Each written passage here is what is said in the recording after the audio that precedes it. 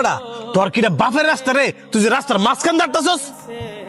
ভাই সরি, আমি বুঝতে পারি নাই, কারণ এই রোডে তো সবসময় গাড়ি আসে না।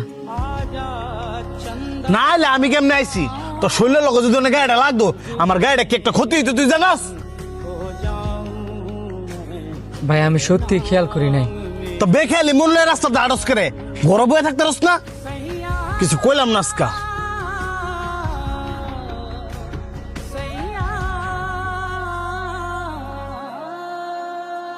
বন্ধু, ওই লোকটা লগে না তোর খারাপ ব্যবহার করাটা উচিত হয় নাই।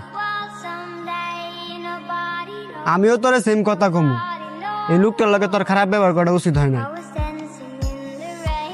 তুই একটা জিনিস খেয়াল করছস, ওই লোকটারে দেখে মনে হইছে ওই লোকটা অনেক পেরেশানিতে আছে।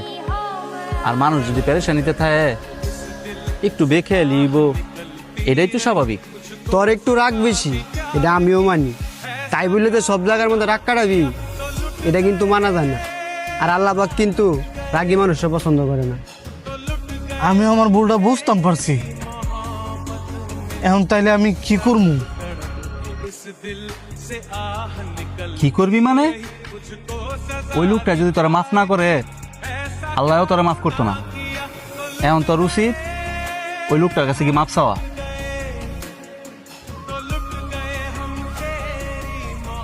আয়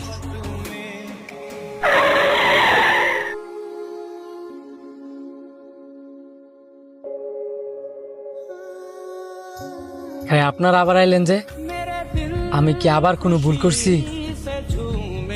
না, আপনি কোনো ভুল করেন নাই, ভুল করছি আমি।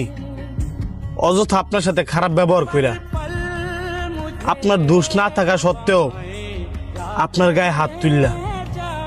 এইভাবে বললেন না, আপনার জায়গায় থেকে আপনি ঠিকই করছেন। আমার এই বেখেয়ালির কারণে আপনার গাড়ির সাথে যদি আমি ধাক্কা খাইতাম, আপনার গাড়ির যেমন ক্ষতি হইতো আমারও ক্ষতি হইতো। আমার বন্ধুটা একটু রাগী, যেই কারণে রাগ কন্ট্রোল করতে না পাইরা আপনার লোক খারাপ ব্যবহার করে লাইছে। আপনি কিছু মনে করেন না, আপনি মাফ করে দেন। না না, আমি কিছু মনে করি নাই। আর মাফ আমার থেকে লেগে চাইতেছেন, মাফ করার মালিক হচ্ছে আল্লাহ। আপনি অনেক ভালো মানুষ। এই এলাকায় কি নতুন?